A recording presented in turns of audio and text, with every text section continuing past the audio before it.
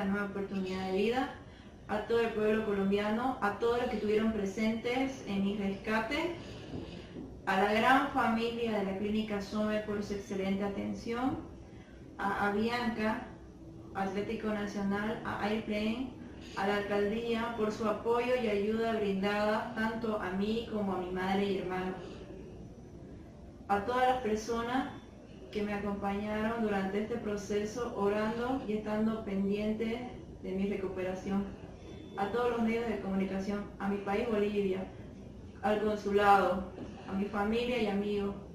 De todo corazón, muchísimas gracias. Ahora me voy feliz para mi país, pero la gente linda de Colombia siempre estará en mi corazón. Muchísimas gracias a todos. Los quiero muchísimo y que Dios los bendiga.